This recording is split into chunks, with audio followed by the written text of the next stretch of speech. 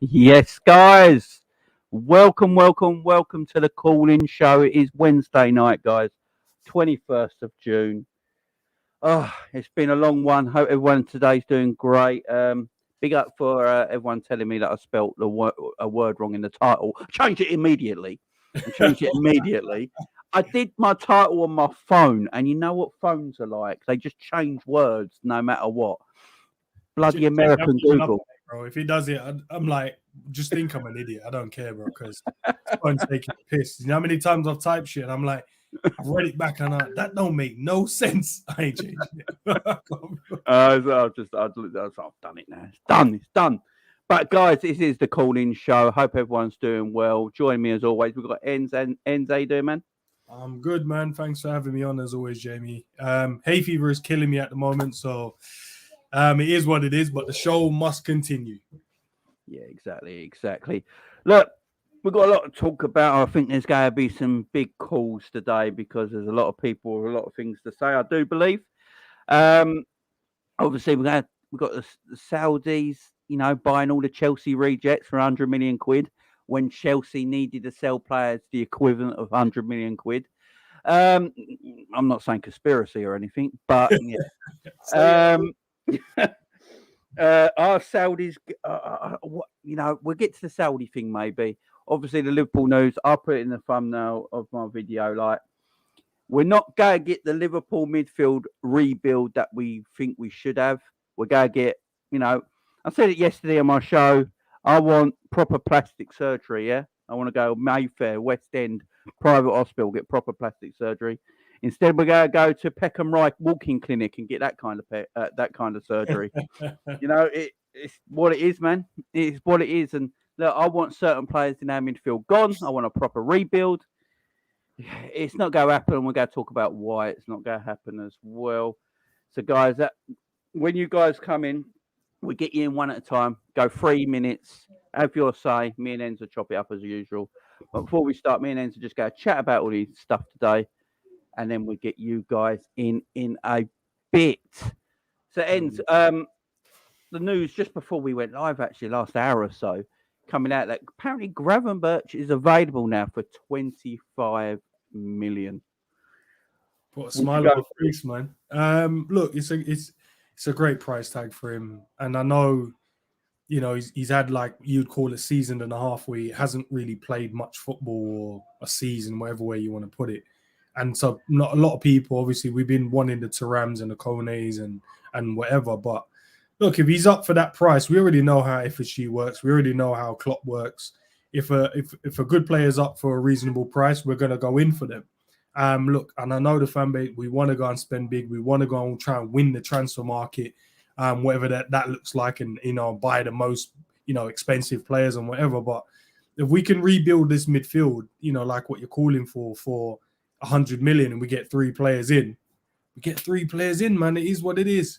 But yeah, Gravenberch, good, very good player, profile, young, talented. He can do that box to box role. He can do that attacking midfield role, 8 role if you want.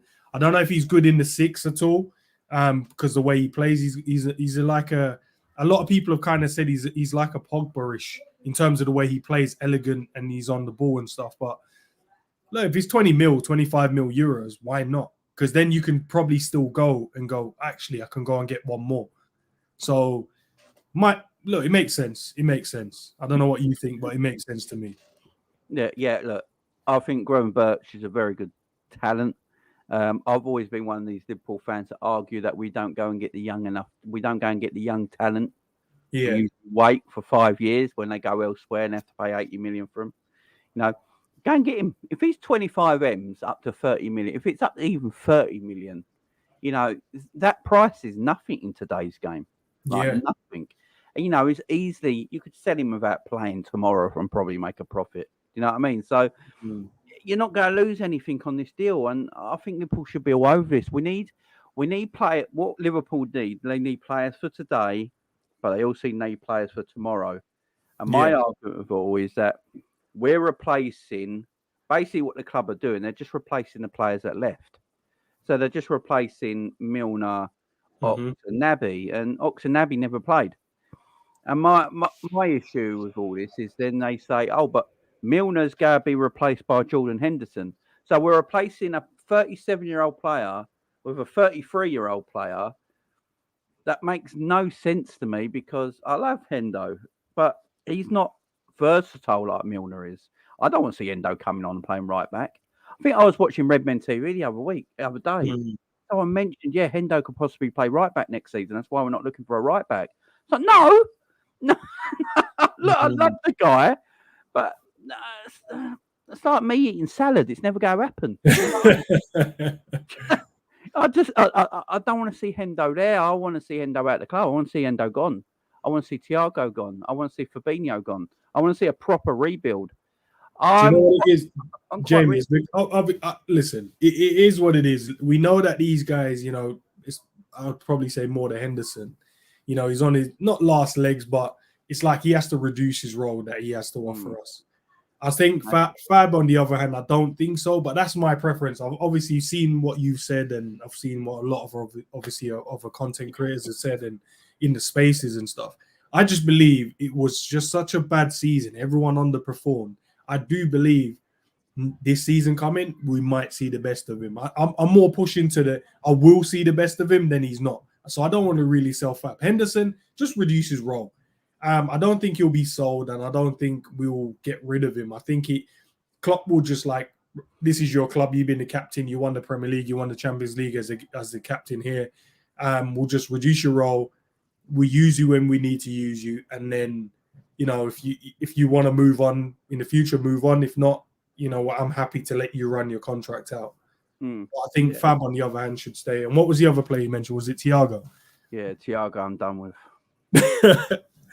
Jamie, I'm not. Honestly, I had this conversation with a couple of the other guys as well, a 12th man, and a few of the man named Savage and Zabiri and stuff. And we was talking about Bayesian Barnes as well. Talking about would we keep him for a season or would you sell him and make the money? Because I'm not guaranteed that we'll use that money to reinvest in the squad. I'm like, it's all well and good saying selling for 40, 50 million, but is that money going to go back into buying a player? If it's not going to, then there's no point. We might as well just let him run out his contract. And if that's what Klopp wants to do, because Klopp, he might have a great season, Thiago, and then Klopp goes, here's another year extension or whatever it may be.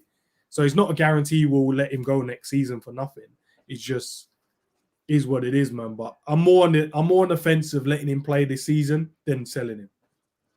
Yeah, I understand all it. I do get it all. My worry is because I can see what's going to happen. I think we've obviously got McAllister in. By the way, I think we've all forgotten about. It's a tremendous bit of business and tremendous footballer. If we get one other in, and it's either Gravenberch or Thuram, I probably would prefer Thuram over Gravenberch, but I'd like both. I don't get why you can't just buy both of them. But my issue is if we get, say, it's Thuram or say it's Gravenberch. Let's go Gravenberch. Say it's Gravenberch and McAllister we get in, right? Mm-hmm. The opening day of the season is away to Chelsea, right? Mm-hmm. Klopp's got to go with his emotion. It's away to Chelsea first game. Liverpool want a big win. They want a great performance and make sure they don't lose points in that game. So he's got to play trust his soldiers, ain't he? So you're going to see a midfield of Thiago, Henderson, and Fabinho against Chelsea, with McAllister and out on the bench. And that's going to happen a lot in the season. If we're only buying these two that replace two that didn't play, yes, it makes our bench a bit stronger because we've got two new midfielders that could sit on the bench at times as well. Yeah. Where Ox and Naby couldn't because they were sitting in a massage room. That makes the bench better, guaranteed. But it's going to be the same problems. We're going to get to Christmas and people are going to be fuming, going, "Why we still got a midfield of Henderson, Thiago, and Fabinho?" And that's going to be the case until we buck up the courage as a club and just go, right, you guys are not needed no more. Yes, we're not going to go back to winning things straight away, but I can see a progression. See, I'm quite a realistic Liverpool fan. I don't expect us to go and win the title next season. I expect us just get back in top four next season and then move on gradually from there.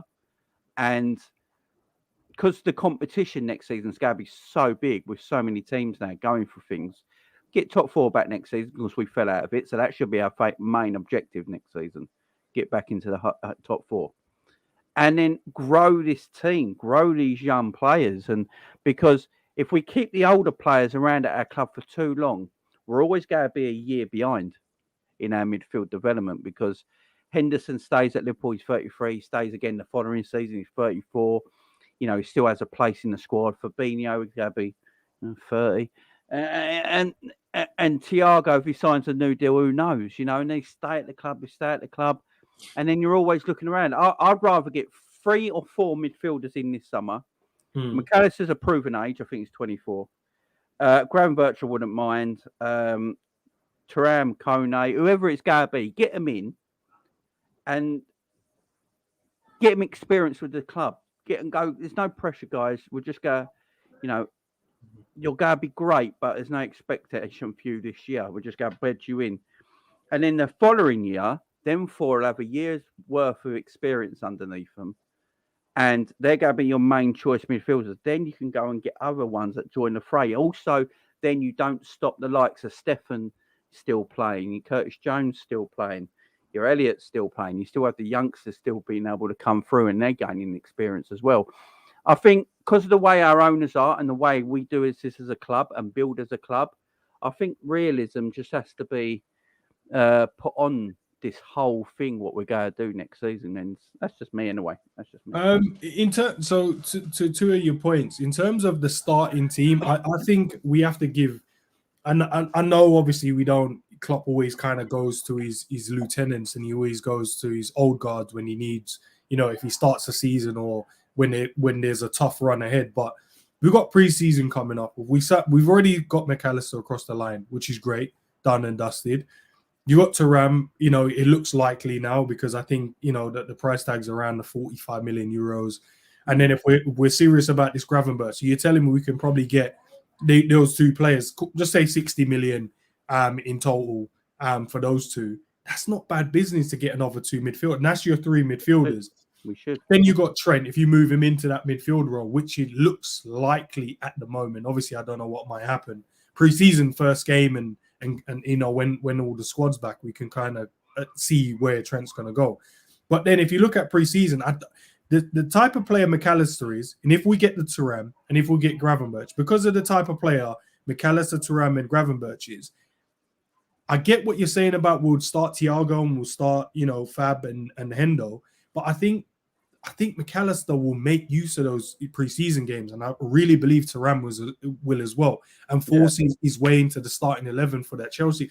The only player I think you probably have a point with is probably Fab, because if you look at Thuram, he's not really a 6, but he can play there. McAllister can play there, but he's not really a 6 either. But Fab is the 6, and I think if Fab has a good preseason, I think he definitely starts. He will start in the 6, and then it's just those 2 8 positions who starts there. Could it McAllister, Thuram? Depends on the preseason, and I get it because Hendo is the captain. You know, we think okay, he's a shoo-in, he should start, and then Thiago. Let's see how what kind of preseason he has after his hip operation. If he comes back to his kind of best straight away in fitness levels. But I think we have to give kind of these players a bit more credit. I think McAllister will push to start, and I think Thuram will as well. I don't think it's going to be as easy for Hendo just to go back in, and Thiago as well. Yeah, I'm hoping that's the case because we do need that to start being the case. And because I could just see at Christmas time, people will start, hang on, I thought we had this midfield recap. Why have we got these guys still playing for us? The same players that everyone have been moaning about for the last 12 months. And look, as I said, if it's going to be a real revamp, a real midfield revamp would be getting rid of these guys and getting in the flesh, the brand new ones. The fact is that, look, I said this yesterday on my show. Liverpool tried to keep Milner. Liverpool tried to keep Naby because they gave him a new deal. The only one I seen didn't care about was Ox. I think he was free to leave. But Naby and Milner, they offered new deals to. It was actually the club that stopped the Milner deal. Otherwise, if Klopp got his way, Milner would have got a new contract. They actually offered Naby a new contract, but it was less money, and he turned it down because of playing time. So they didn't think he deserved a pay rise. I don't want to cut you short there, but should we stop saying the club and go FSG on that one because it's FSG that decided not to offer these guys? Yeah, that's true. So can we throw a bit of credit to them for That's not true. trying to sign? I'm That just is saying. true. Sorry, guys, FSG, in the comments. I don't want to rattle no one. they did come to the rescue on the Milner thing. We have to agree with that. We have to agree with that. But say Milner signed a new deal and Naby signed a new deal. We don't sell anybody. So would there be a midfield revamp going on right now? I don't. I think we'd still sign. I think McAllister would have been signed. Yeah, would have signed McAllister. Yeah. And I think the Trent one would have been a more guaranteed move. So I think it would have been like, oh no, Trent goes into midfield, and then if we need be, Gomez will go there. Milner could cover there if Milner obviously signed. But I'm glad none of the. Look, I'm not glad Milner's left because I think he offers us more than just being a player. But with the Naby one, he wasn't available, and he looked like he didn't want to be there as well. And I don't think Klopp started to rate him after a while anyway. I think it was more, I'm going to give you another chance. And then, if she was like, nah, we ain't giving him no more chances. Bought him for 58 million or whatever it was. He hasn't done nothing. And I think with the Milner one, it was more, if he stays here, then you're going to hold up Besetic, you're going to hold up other players trying to come through and play. Curtis's, game time, Harvey's game time, and then whoever else we buy, because you're always going to look to go to Milner instead of actually, no, on the bench, I've got X, Y, and Z. Let me bring him on. Yeah. And you saw that through the season, didn't you? A lot of times we're like, bring a player on, and then he brings Milner. And like, come on, bro, we want to win the game. You're bringing Milner on. And that's no discredit to Milner. Yeah, I mean, McAllister coming off the bench is an upgrade. There's no doubt about that. That's an upgrade. A Trent coming off the bench is an upgrade. Yeah. It just worries me that we're going to go into this summer and we're still going to rely on the older heads. Now, with the Thiago thing, I've got nothing against Thiago as a footballer. Because I said this yesterday. My issue with Thiago is easily our best midfielder. There's no doubt about that, right? Yeah. But people I keep hearing people say, like, keep Thiago around. And if Thiago plays only 20 games next season, but everyone else is chipping in, we got these players coming in, that player coming in, it doesn't matter so much. And I'm thinking, does Man City go, right, Kevin De Bruyne, you're only playing 20 games next season? No. I want my best midfielder to play every week. It's as simple as that. But then, I want Thiago to play every week. I want him to have bit parts. Like, he don't have to play 90-minute matches. Yeah. He can do what De Bruyne does and come off after an hour and bring someone else on. I'm cool with that. But, you don't have to play every week. Like De Bruyne had to rest a couple of weeks and finished off the season sort of thing. But you can do that with Thiago, of course. But he's so good. I just want him to play 30-odd Premier League games. And my only thing I'm hoping with Thiago, this hip surgery has got rid of all these injuries. Because apparently what I was reading, his hip has been bad for a couple of years now. Yes. And Liverpool have been keeping it up, didn't want to do surgery. And they've been doing physiotherapy and stuff like that. And because the hip's so bad, it's called issues with other injuries on his body. It would do. And that's why he hasn't been healing. Because we've always said, Thiago's quite a slow healer. Klopp says, he's only out for 3 games, and 6 months later he's still not back. And he's obviously a very slow healer. And hopefully, with the hip surgery and that being done, and he's got one thing I will say: Thiago's never had a proper pre-season at Liverpool. He hasn't, because when he was bought, it was lockdown, wasn't it? Mm-hmm. We went back-to-back seasons. He had COVID when we bought him as well, so he missed. He had COVID, didn't he? The year after that, it was the Olympics and all that sort of stuff, weren't it? And then obviously we had the World Cup this year in the middle of the year, and it was a short pre-season. This summer looks like it's going to be Thiago's first proper long pre-season with time off as well. So with that in mind, maybe we do see a better Thiago and he plays more games. If Thiago plays more games next season, keep him. Because he's at such a quality, I'm all right keeping him. If he breaks down by October and we don't see him again till New Year, it's just I'm going to sit there and think, it's just a waste, because you can have someone come in who's pretty good, maybe not his level, obviously, because he's an exceptional footballer, but really good quality footballer that we could have got in that or just played these games is going to be missing again, and that's going to be the frustrating aspect of it, isn't it? In terms of the injuries, because obviously a lot, like when you sit there and read out a sheet and you go, he's had like 50 injuries, people have been injury prone, which is fair. But when he came to Liverpool, First couple of games cold, and then Richarlison tried to break his whole leg and his knee, and then he played the whole game. Like he played through that game. He played through the game and then told Klopp, I felt something in my knee. Yeah. And then he was like, nah, well, he played the rest of the game, so he's cool. Had a scan. He was like, okay, you have a knee injury. We need to make sure we look after you. And then other than that, it's been the hip thing where it's because him and the club have gone, would rather just let this heal naturally. And then they've gone, nah, this keeps reoccurring, so we're going to have to do the surgery thing. And then he had, I think, one maybe thigh injury. Apart from, and then it was COVID. He had COVID where he was out for a bit. He had the hip thing, what kept reoccurring. And then he had a thigh injury. And then someone tried to break, and Richarlison tried to break his knee. He tried to kill him. So, like, I get it. Obviously, at Bayern, you know, if you look on a sheet and you go X, Y, and Z. If you look at if you put Kevin De Bruyne landscape to that, how many injuries did Kevin De Bruyne get a season? He misses quite a lot of games, but because in final yet again, just because of his quality, we go, okay, cool. We can see him scoring goals, making assists. So when he doesn't play, we're like, oh, we only look back at the games that he has played and how well he's done in those games. And because Thiago is not a player that scores goals or assists, we never kind of give him that kind of credit as well. No. For me personally, look, and I know people want to sell him and wherever it may be, I'm just like, listen, if this, the only thing I'm kind of landing on is the hip surgery. If he has this hips, which he has, fingers crossed. Fingers crossed. This is now kind of gone clean slate. Thiago preseason, no more injuries. But what I don't want to see is he can get injured in the game. Someone could kick him and he gets injured, and people are like, oh, there he goes again. He's in. Like, bro, he got fouled, and someone, do you know what I mean? Like, no one injury prone. Johnson nearly broke his whole kneecap off his leg. And he played through that game, Jamie. No one said. I don't know how he played on, to be fair. Yeah. Injury prone is different, ain't it? It's like, was it Ox in pre-season when he ran the most of the pitch and his hamstring went and he had to go off? Oh, yeah, that was mad.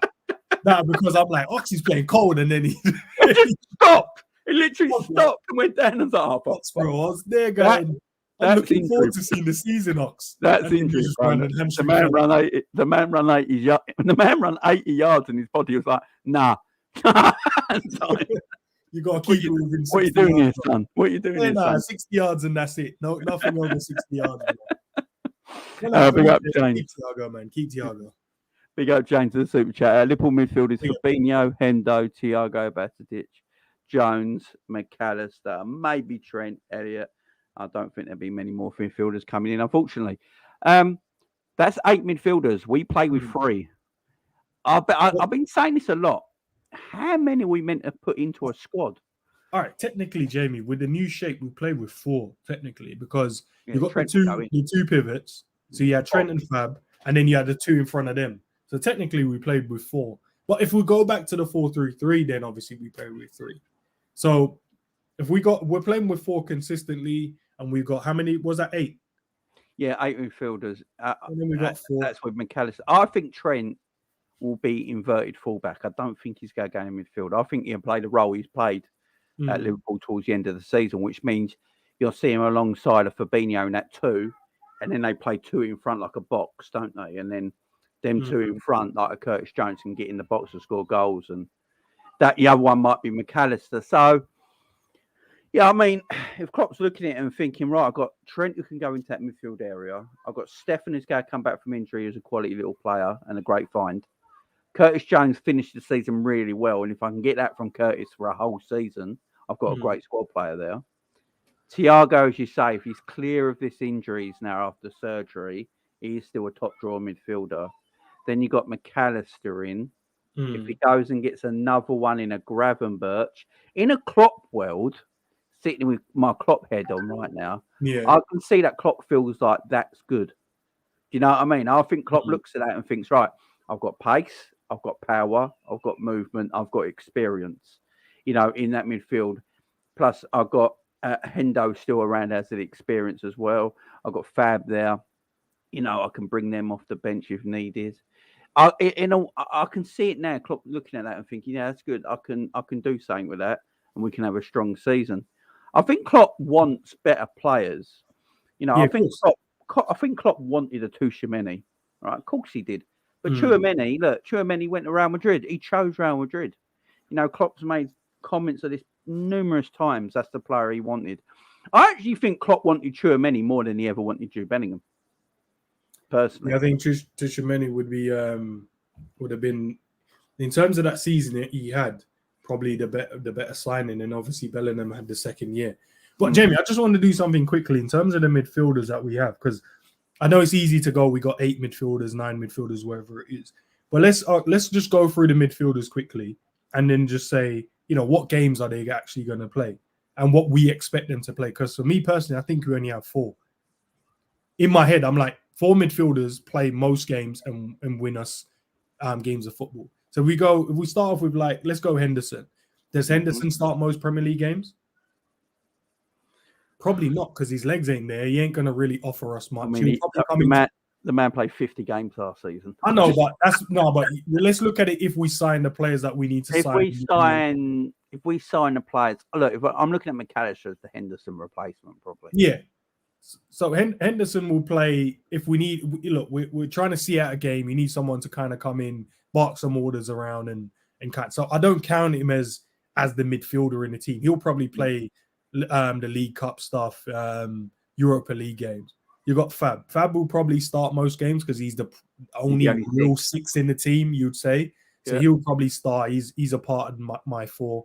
Then you got Bajcetic, still a young player. We know how good he can be and how good he probably will be. But at the same time, he still has a long way to kind of go. He'll probably get Europa League Cup game. I don't count him in that. No. Then we got Curtis Jones, made his kind of breakthrough this season.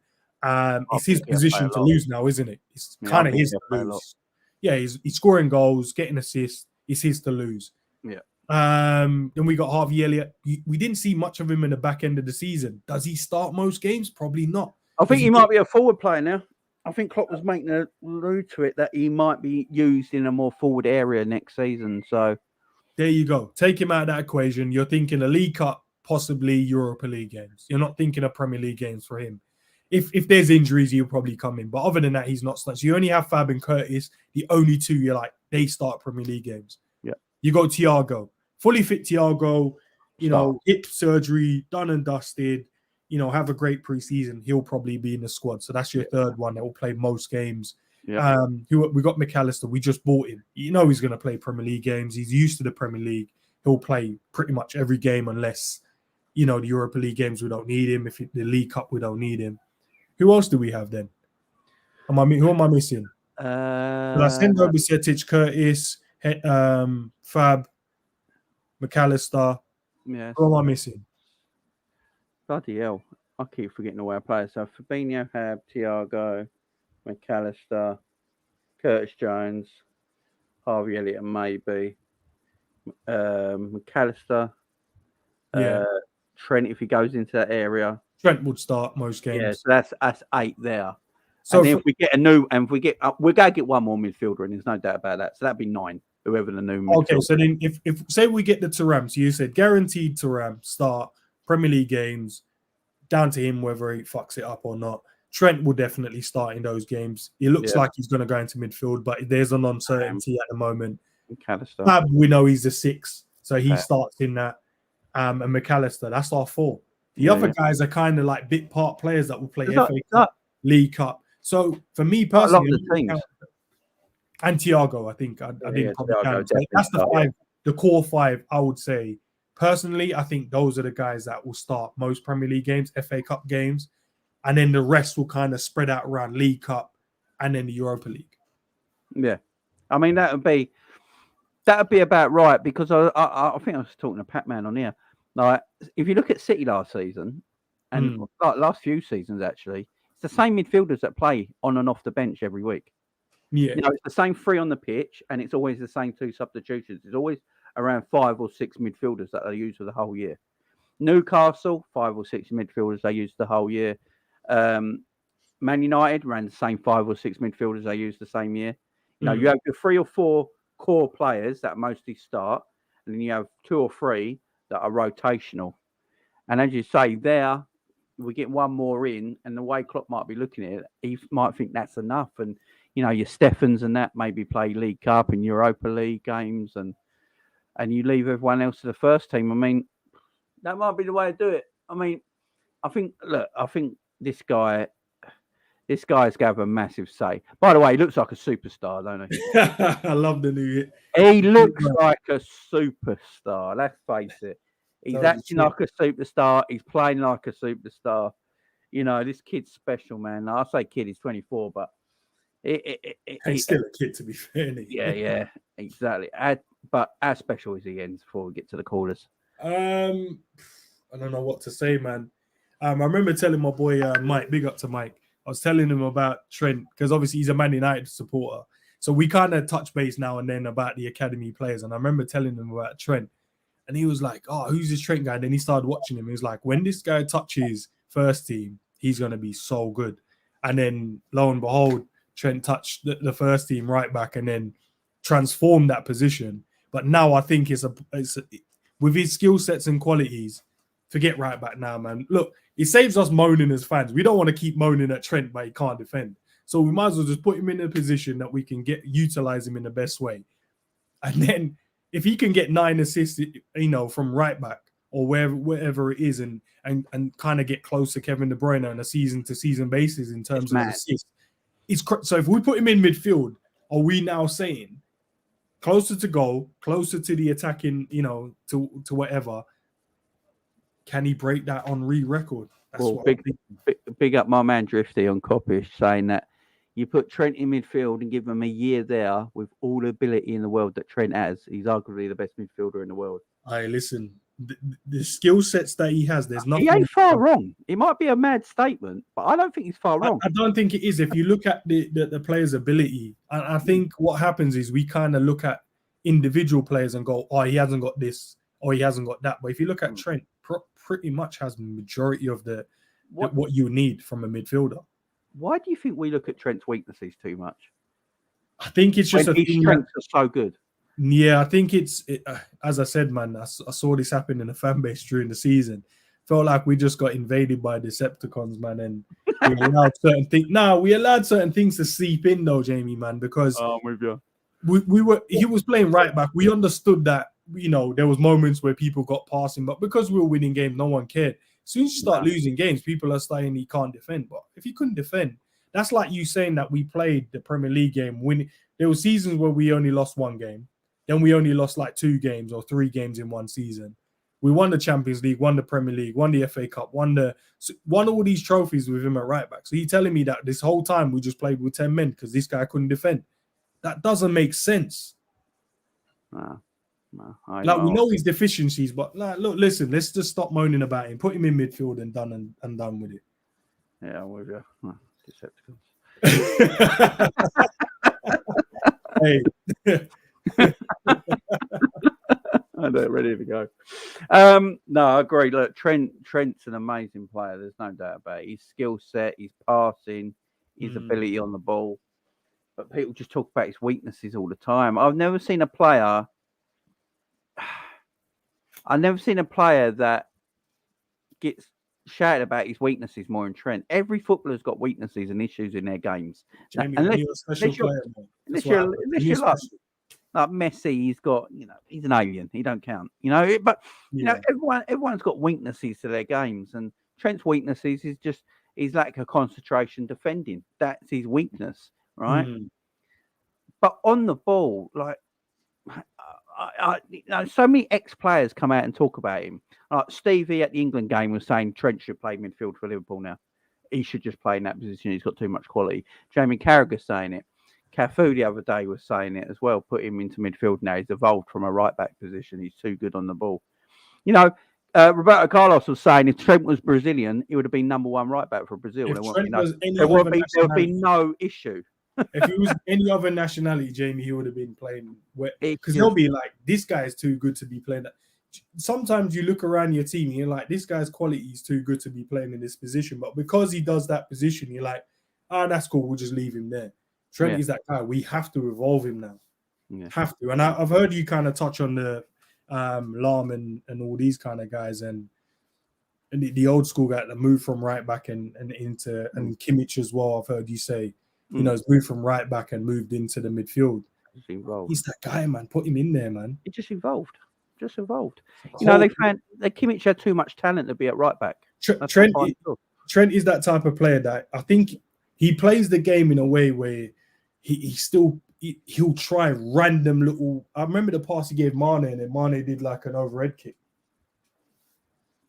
I'm not overhead kick, sorry. He did a little volley. I can't remember what the team was, but he just dinked it round the corner, and then Mane just volleyed it. We need to put this guy further forward, man. Yeah, Nunes will cook still. Big up Nunes. I'll leave that drop. Yeah, where did Nunes come from? You got Darwin in there, didn't you? Yeah, throw Darwin in there. You threw Darwin in there. Now, big up Darwin. I think Darwin will do well. Right, guys. So what we're going to do, get you guys in there. Link is pinned in the chat, in the live chat, guys. So if you guys want to come in and have your say, the link is pinned in the live chat. So hit that link. Come on in and have your say on everything, guys. Before we get the callers in, yeah, Trent is he's just got to be. He's got to play, man. It's deep, man. Allow me going deep, bro. But listen, guys, in the chat as well, man. I see there's quite a few of you. Listen, just jump in, do the call in, man. Jump on. I'd love to hear from a few new people as well. Your point of views, your gripes with the manager, if it's FSG, if it's the transfers, just jump in the call in, man. I'd be interested to hear from all of you guys still. Oh, you know what happened as well? Tonalo, what's his name? The AC Milan midfielder. Yeah, Tonali. He's going to Newcastle, ain't he? And everyone's mad. One of my guys still, man. Why didn't we bid 70 million for him? I'm like, why didn't every club bid 70 million for him? Why is it just little? Like, why are Arsenal? Arsenal took their eye off the ball. They could have easily got him. Tonali's a better player than Declan Rice, by the way. I'll leave it there. The Arsenal thing's weird. I had this conversation yesterday that I thought they were going to keep Partey and Xhaka and buy these midfielders in for squad depth. So Partey and Xhaka are leaving. Hey, this guy's doing the clock thing, bro. He just if Partey and Xhaka are leaving and you're getting Rice and Lavia in as your new midfield, I don't think that makes you better. Doesn't make you better, bro. It makes you actually weaker because. Yeah, but if you kept Partey and Xhaka and you brought in Rice and Lavia, that makes you stronger. And Kai Havertz, I love Arsenal fans. Arsenal fans are the greatest thing in God's green earth, I'm telling you. All the last 3 years, they've been slagging off Kai Havertz as waste, shy Havertz, all this sort of stuff. Now he's coming. He's like, yeah, maybe we can get something out of him. He's a better footballer than I think we gave him credit for and all this crap. It's just keep. No, I'm not going to lie, Jamie. He was one of my favourite footballers until he went to Chelsea and then it pissed me off. No, it pissed me off because when at Bayer Leverkusen, Jamie, honestly, he played the one behind the one, didn't he? Yeah, he played the one. So cold. Went Chelsea and then I know, man. I don't know where he's going to play at Arsenal because is he better than Odegaard? Probably not. No, he's not. He's not, and he's not better. He's not a better footballer than Jesus, so he's probably just there to. But 65 million for backup. We moan about that at the moment because that's what we bought Darwin for, and people are still crying about it. I'd rather have Darwin and Kai Havertz. There you go. Yeah. Well, Darwin scored 15 goals. How many? Darwin and Kai Havertz. Right, let's get Paul in first. How you doing, Paul? All right, lads. How you doing? It's great to be back on again. Fantastic. Man, awesome. All right. Good. I've got a few things to say, and I'm just going to start off with the midfielders I would love to have. In my wish list. Go for it. Well, it will probably never happen, but I would like to have a replacement for Fabinho. I've always said Alan Varela, which we're looking at, and he's available for 11.7 million apparently. Who's that again? Say that again. Alan Varela. Oh, the Alan geezer. Yeah, you telling me about him the other month, weren't you? Yeah, he's going to be. I think he's a quality midfielder, man. I tell you. I've never seen him. We can get him. Yeah, if we get him for what it's been reported for. I think it would be a good one. And also Gravenberch rather than Thuram. I would rather have. You'd rather have Gravenberch over Thuram? Yeah, and I would. And I'd also, if we can get Koné as well alongside him. Yeah, I'm with you. That would be a good midfield three, and McAllister as well. Yeah. Why would you go Thuram over Gravenberch, just for instance? No, I said Gravenberch or Thuram. Oh, Gravenberch, yeah. Why would you have Gravenberch over Thuram? Better going forward. He's got a better all-round game, apart from defensively, which could be worked on. Yeah. I think they're all very good young players. I mean, a couple of years ago, he was seen as a generational talent until he went to Bayern. So if we can get him, we can actually revive those those assessments of him. Yeah, fair enough, Paul. yeah. Anything else, my man? The club FSG thing. Go on. The only way this club's going to move on if they both go. I'll have to say that. If they both go, because if FSG go, then we get new owners with lots of money. Klopp will probably struggle. I can't see Klopp actually adapting to having that much money available to him. In my opinion. Yeah, I mean it's an interesting one. We'll talk about that, Paul. We'll talk about that. Yeah. All right, man. And what else? And I was also players. If just a question for you to ponder over. If the Saudis came in and offered 60 million or 30 million for Thiago, I'm shipping him there. Would you consider it or would you take it? Yeah. And the same for Henderson, or even Thiago. If anyone bid for 50 million for Henderson, firstly, I'll need to know how well. 30 million, whatever. would you bite your hand? Would you bite their hands off and take it? I would literally. I'd actually go to Saudi in a car to send Thiago there if we got 50 million for Thiago. and fabinho as well. Look, come and get him, man. For some reason, Liverpool's the only club Saudi ain't looking at. I don't know what we've done wrong. We're the only club. They're not looking to buy us. They're not looking to invest in us. They don't want any of our players. What are we doing here? But no, I'm with you, man. Probably our fan base, mate. Or section of them. Redman TV. Big up. I mean, yeah. Big up, Paul. Anyway, thanks for coming in, man. Thanks, mate. Thanks for having me. See you later on, man. Yeah, guys. So the link, if you want to call in, is pinned in the live chat, guys. So if you want to call in, the link is pinned in the live chat. Come and have your say.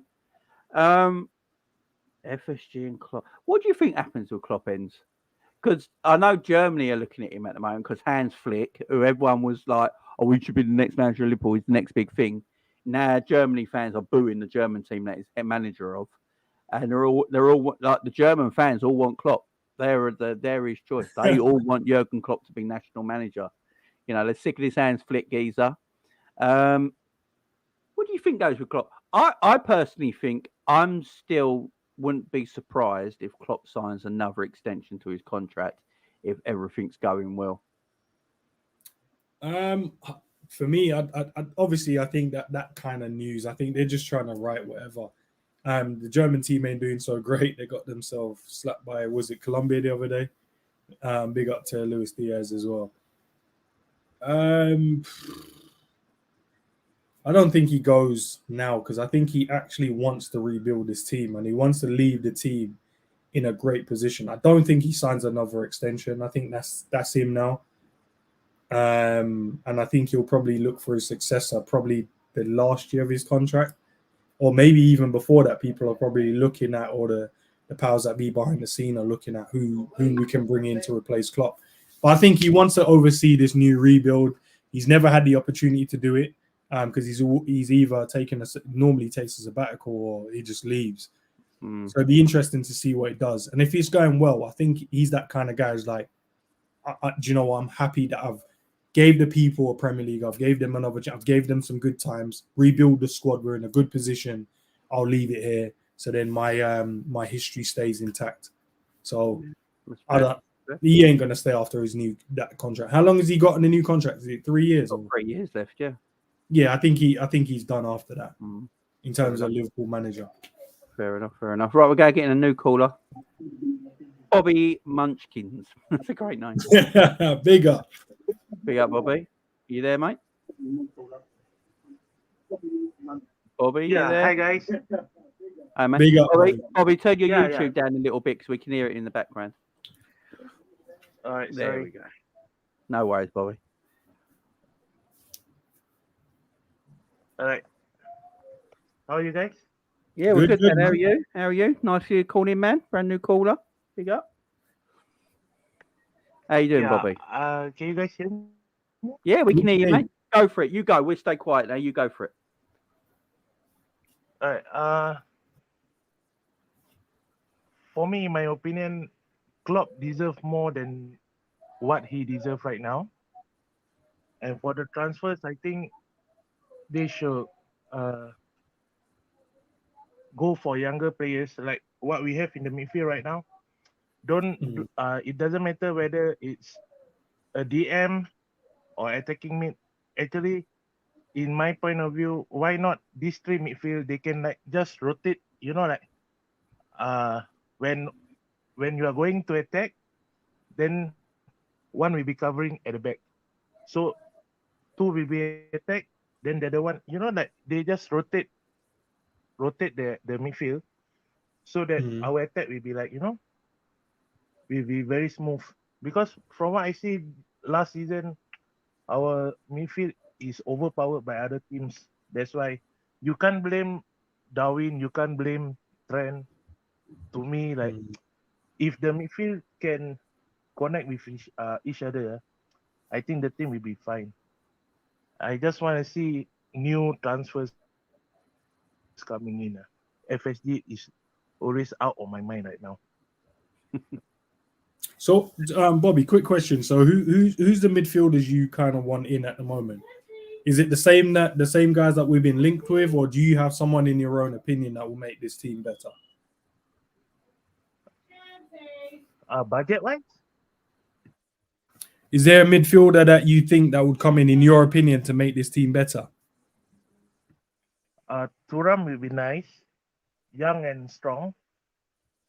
Barella, I don't think will be a good choice because he's small in shape. Other than that, we just need the next Gerrard. I think Trent will be there. Yeah, fair enough, Bobby. Fair enough. So you want Sorry, want guys, young. I'm so nervous. This is my first time. Bobby, you're fine, man. You're fine. You're absolutely fine, Bobby. Don't worry. We've got loads of time, man. So, Bobby, what you want you want young, strong, energetic midfielders? Is that what you want? Yeah, because from what I see, yes, Curtis can hold the ball well, but the physique is just not there. No, that's fair enough, Bobby. Look, I agree with you. You could see that last season. We didn't have that last season. I agree with you, man. I agree with you, and that is definitely what we need. Must give them more what they say, more game time now. Actually, like Bacetic, Curtis, Elliot, this one they just need time. Yeah, definitely. I agree, Bobby. Right, Bobby, we're gonna let you go and get another caller on. But big up to you. Thank you for coming on. Guys. Great call, mate. Big up from Singapore. Bobby, call in next week, yeah? Big up call to again next week, mate. Big up, man. Cheers.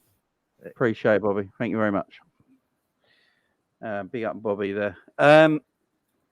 Yeah, look, a great caller. It's his first call. That's what we want, guys. Brand new callers coming in and having their say, guys. That's what we want. That's what we want.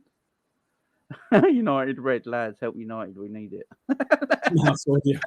United fans are not happy at the moment, are they? They are not happy at the moment. Right, let's get in a legend now. We have Bobby, brand new caller. Now we're going to get an OG, a legend on the channel. Bruno, how you doing, man? Yeah, I'm doing good, thanks.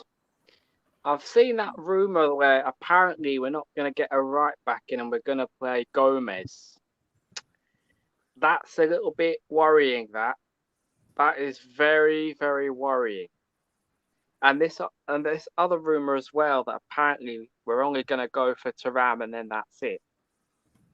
If that's true, and that's what I've seen apparently, that is very concerning.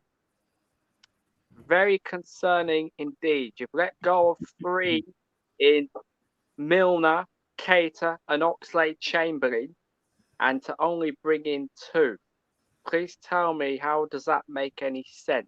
Because it don't make sense to me. All right, what's going on? Ox never played, so let's forget about Ox. I mean, Naby was going to stay at the club if he accepted his contract. McAllister was always going to come in. Me and Enz have gone through the names of the midfielders. There's up to 8 to 9 players there. This is what I've been saying, Bruno, about the older players leaving the football club to make room for new players to come in. And this is why I've been telling you, Jordan Henderson, bye-bye, get out of it, gone. Thiago, thanks for your services, you've done good things, but this guy's made out of biscuits, bye-bye, gone, get out of it, gone. Right? Take his contract, tell him, right, you've done good things for Liverpool, thanks for your services. Rip his contract, throw it in the fire, bye-bye, gone. Like I said, Liverpool is not a retirement home. You have to understand, Liverpool is not a retirement home. Yeah? We are Liverpool Football Club. We're not a flipping retirement home where people go to enjoy their retirement, sit on the couch and watch a bit of telly. Yeah? After they've retired from their work. We are Liverpool Football Club. I've seen that Arsenal apparently have gone and bought a player from Chelsea. The last time they went and did that was when they bought Ashley Cole, and we all know how that ended, don't we? Or was it David Luiz? Oh yeah, it was David Luiz before that. Yeah, we're all right with David Luiz. That's all right. Yeah. No, Bruno, look, you are right, man. And then you've got Newcastle, who obviously are strengthening. Like, we've got to strengthen as well. We can't just sit here and sit on our asses. The Thuram deal, apparently they haven't agreed on it yet because apparently he's gone to France. What in the name of garbage is this? Surely you could have agreed the fee with Nice, and then the medical, you could have got that done after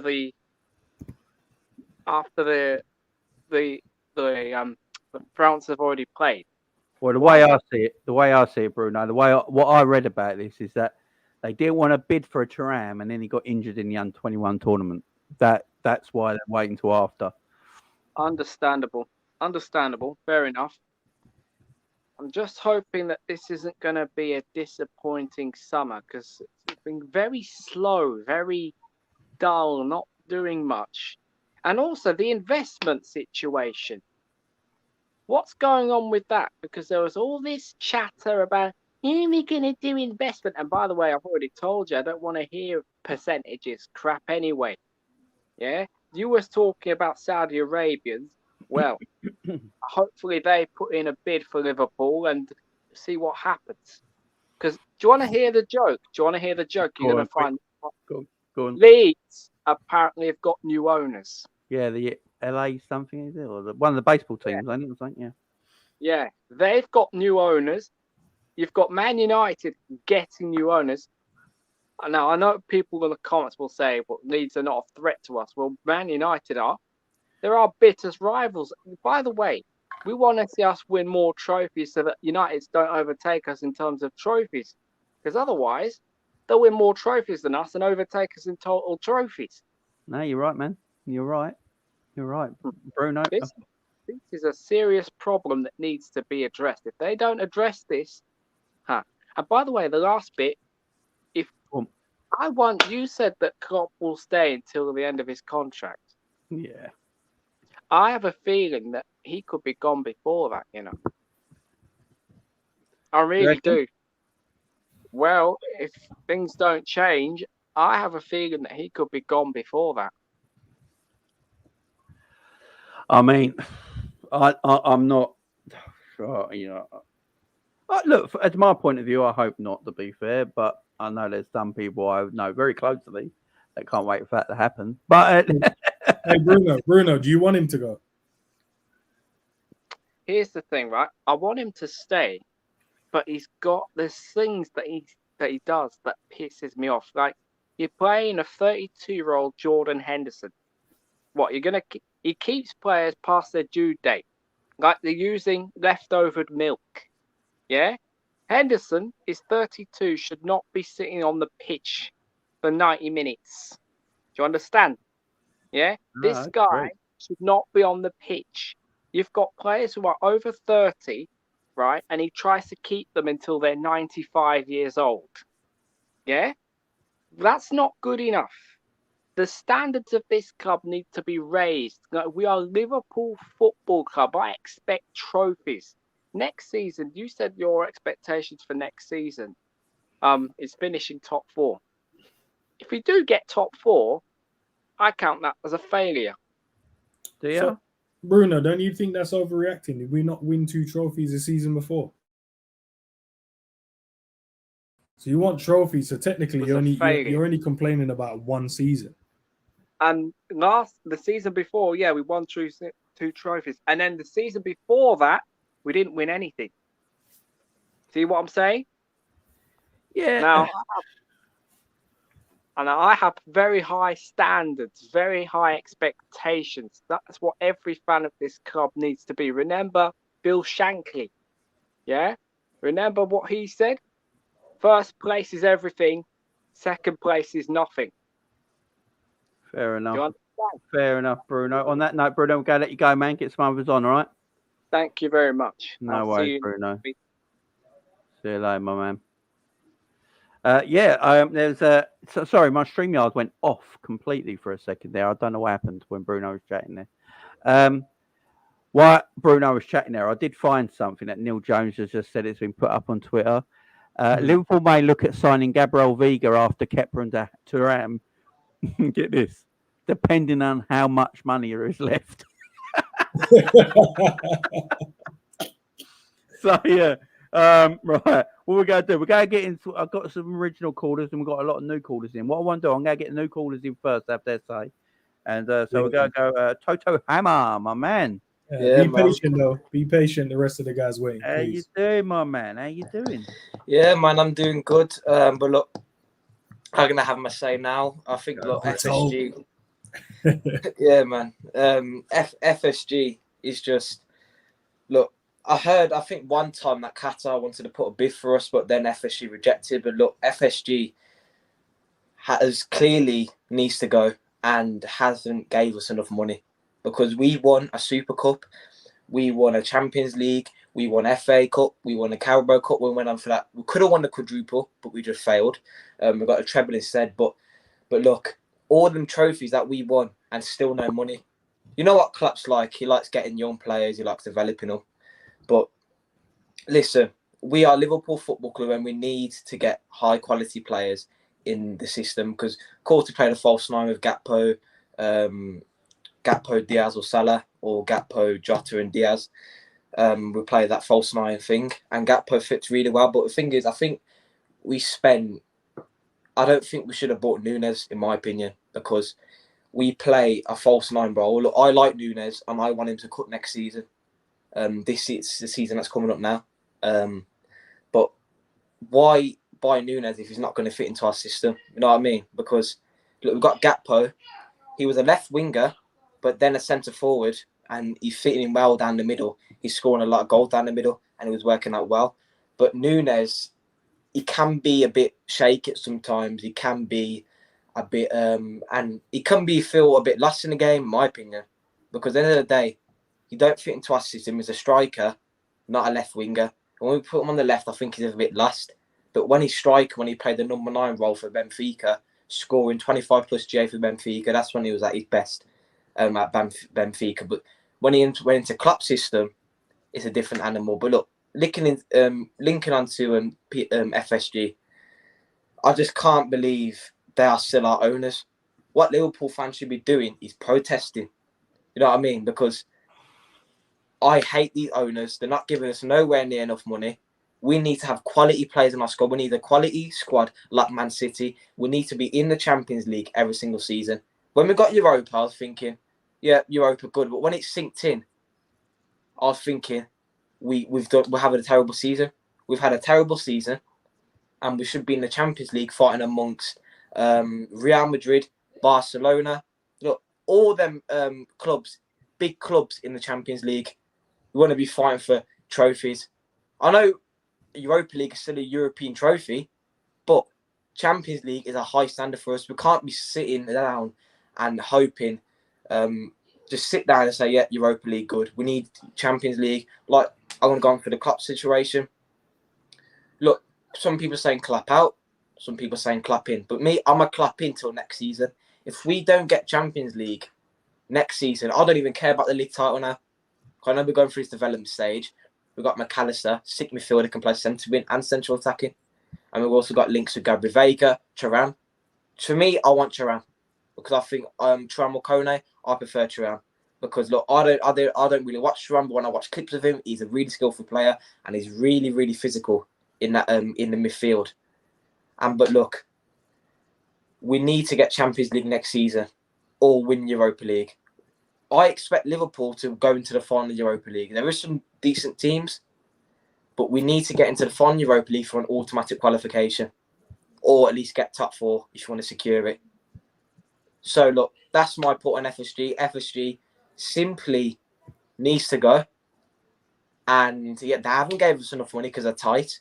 They are tight owners.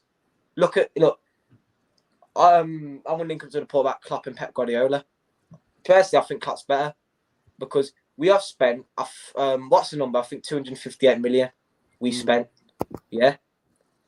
And look what he's done with that money and made Arnold into a star when he was a youngster coming up through the youth.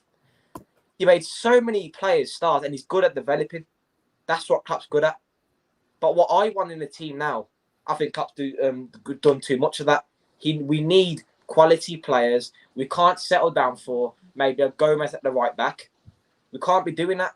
We need maybe a Jeremy Frimpong in right back. We need to be looking at options like that. But look, all I'm saying is we need some good quality players in the midfield, definitely midfield, because how come Henderson was starting nearly every game that season? I don't know how is that possible. Maybe Klopp's favouritism, but look, I don't know, man. I don't know. Look, we had Elliott on the bench. We had Carvalho, hungry Carvalho wants to get on score. We got what we got? We got Oxlade-Chamberlain. To me, we should have played more this season, in my opinion. Van Dijk hasn't been himself. Konate's been a beast. Robertson hasn't been like himself. I think Arnold did have a bad season because all season, yeah, he hasn't been really paying off. But when Gareth Southgate is now starting to play midfield and then Klopp's starting to play inverted right back, I'd rather go to the midfield position and maybe buy another right back because we need depth anyway. So look, that's all I'm saying, man. FSG needs to go. We need quality players and maybe new tactics. That's all I'm saying to this call. There you go. Toto Hammer. Is that how you pronounce it? Yeah, Toto. Big up, my man. Big up to you. I know you got a YouTube channel. Tell them where they can find you, my man. Yeah, man. YouTube. I do it with Solo P1. I do player ratings. We do live reactions. If any big news comes out, we're reporting it straight away on the channel. We stream it on both channels, so to Hammer, Solo P1. You can find me on Twitter, as you can see in the panel. Twitter at TotoHammer44. Go follow me there. Talk about Formula 1.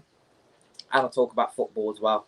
All transfer news. And YouTube, I also do football and F1. Mainly F1, but there's a lot of football news going on, so there'll be lots and lots of videos to come. So if you feel free to drop the sub, feel free to. There you go, guys. I thought he was going to forget about the Formula 1 still. Great. I love the Formula 1 thing, though. Keep that going. Yeah, keep it going, my man. Keep it all going. Working hard there, young man. You're doing great stuff. Very intelligent, very good, great. Yeah, big up ends, man. Big up ends, man. Excellent stuff, man. I'll chat to you soon, my man. See you later on. Yeah, see you later, man. See you later, man. Appreciate it. Great call. Look, I think he said it all, to be fair. I think he said it all. He speaks to a lot of the fan base, and big up to him. He's a young man as well, intelligent call, smart call, and great guy. So go and make sure you sub to him, guys. Go and make sure you sub to him. Right, let's get all these misfits on together, shall we? There we go. Jamie, you should let them all wait together, man. One by one. Absolute misfits. Middle-aged misfits. Charming. Here we go, Jeezy. How is everyone? We all good? Albert? Hello. Sorry. How you doing, Albert? How are you, my man? I'm doing good. K-Mac, good? I'm all right. Who wants to go first? Who wants to go first? Feedback from me? It's not.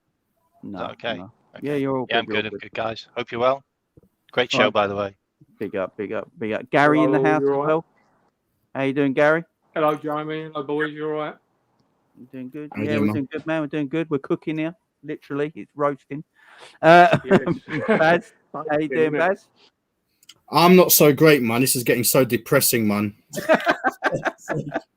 And it's not even started yet. Baz, the transfer windows have been open less than a week, bro. That don't mean nothing, bros. You know that don't mean nothing, right? I'm here to calm everyone down. Okay. You definitely ain't calming me down today, bro. But I respect you, but you ain't calming me down.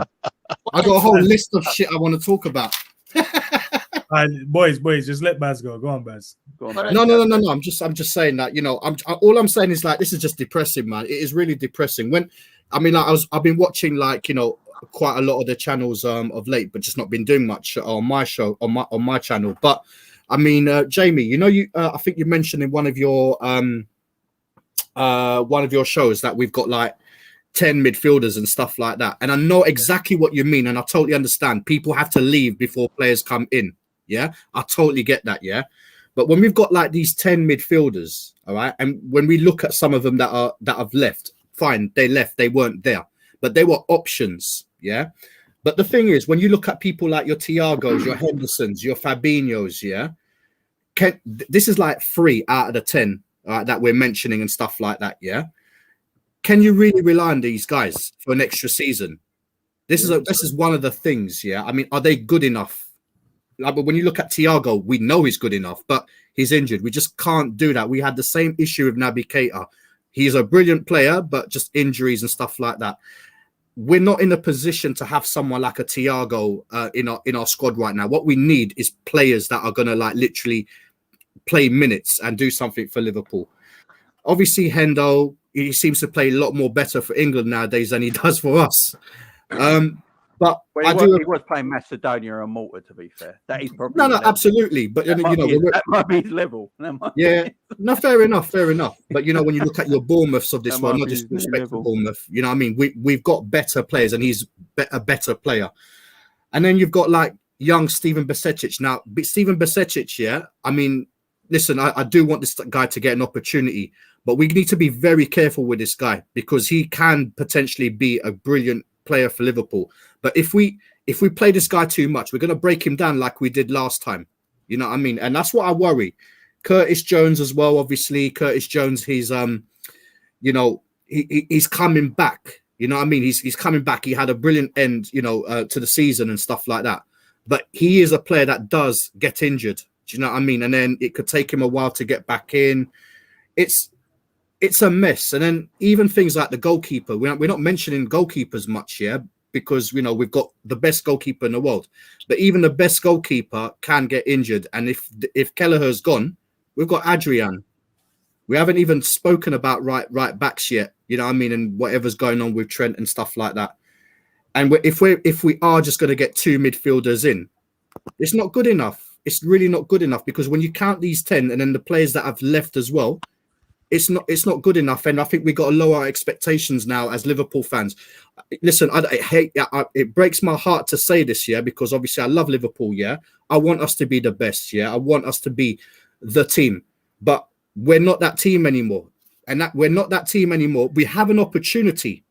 We have an opportunity this season because we've got issues in our team. And if those owners can give us four players, 5 players, I know it's not going to happen. Yeah, we may have a chance, but if we're going to get 2, and then we're going to play catch up next year and the year after and stuff like that, we're in trouble. We're in trouble, and you know it is so depressing. And a lot of these players have injuries as well. 2 players coming in, it's not good enough. No, I agree. Look, before we get to I'll get to Gary's point in 1 second. I just want to read out a few.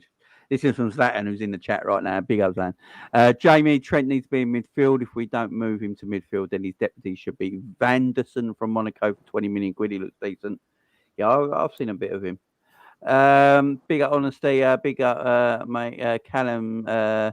He said if the reason Joey G and Hendo will stay is because of the homegrown quota, otherwise we can only register 22 people.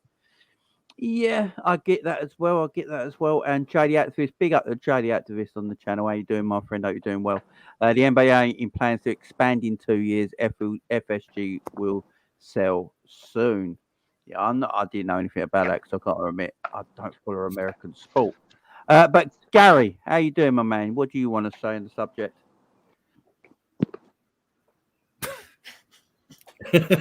Gary, you My there, my man? Redbird said, bro. What? Gary, are you there, my friend? Gary? Right, we'll get back to Gary in a minute. K-Mac, you go for it. Oh, okay. I mean, yeah, I agree with some of the stuff you said, but I wasn't expecting that. Sorry. Yeah, I mean, I agree with some of the stuff you said, Baz, but I'm going to be like the voice of reason. The window's just opened.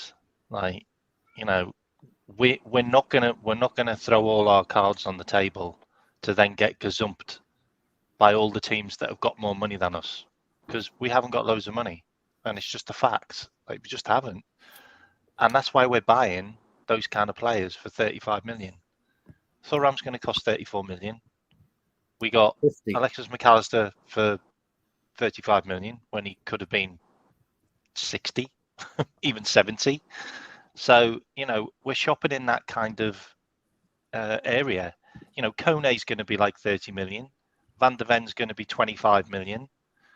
You know, we're looking at Arda Güler, who's going to be probably 13 million.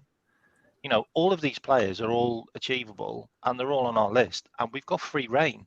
You know, I'm fine with letting Arsenal spend 100 million on Declan Rice and Man City to fight with them for him for 100 million. I'm fine with it, because Thuram's a better player. Sorry, he just is, and he's got a higher ceiling. And then you've got other players as well, like, you know, Kai Havertz has just gone for what, 65 million? We're never going to be in for those players, so I'm fine with us never being linked with them. We just need to let whatever's going on happen, and it looks like we are linked with all the right people in the right clubs, with the right journos, and with the right director of football, and the links are all there. All of it makes sense. It just all makes sense. Like, under 21s are now on, so we can watch them. We've already agreed terms with all of them that we want. Gabby Vega, we're probably going to get sold in by Rafa. Like, that hasn't happened before. We sold us other players. You know, I'm quite excited about what's happening. But what I did want to talk about, and it wasn't the transfers, was doesn't this window feel a little bit like 2016, when Klopp got rid of about 16 players, when he had a really big clear out and he rebuilt the team from then on? That's what it feels like.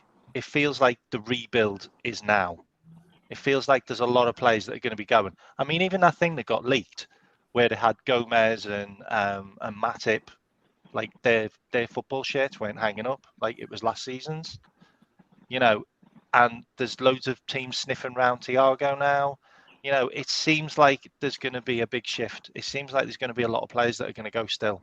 We've already released about 7 players, and then obviously 4 left on free transfer, and then we obviously sold someone to Aberdeen, Clarkson, and then obviously we got Ramsey out on loan. You know, I think more are going to go on loan. I think Carvalho is going to get sold. I honestly feel like it's just posturing. Like, we're not going to tell people like that we're going to buy all these players. We're not going to put our cards on the table. We haven't got the money. We don't want to be in bidding wars. You know, I feel like we're doing the right things, and it's only been about 3 days since the window opened, and it's open for like a ridiculous amount of time as well this season, isn't it? Yeah, it is. Yeah. 1st September, I just feel like we just need to calm down a little bit. Like, just calm down a little bit, because I think the right players are coming, and I think we'll sign them all. Oh, fair enough. I hope so. Gary, are you with us now, man? Yeah, mate. Yeah, sorry, string the odd. Yeah, there he is. That's no worries, man. Yeah, go on, Gary. We can hear you, mate. We can hear you. Go for it, Gary. What do you want to say, mate? Vital. You there, Gal? Oh, Gary. Gary's got the hamster. The hamster's running out of breath on the wheel right now. Sky Wi-Fi. I think Gary's internet is playing up a bit. Gary, your internet's playing up a little bit, man. Come in and out if you can. I'll bring you back in. And Jimmy, can we hear from the FSG out guy? The FSG out guy. Gary needs to close those Thuram videos he's watching. Hang on, Gary's come back in again. Taking up his bandwidth. Let's see if we can hear Gary now.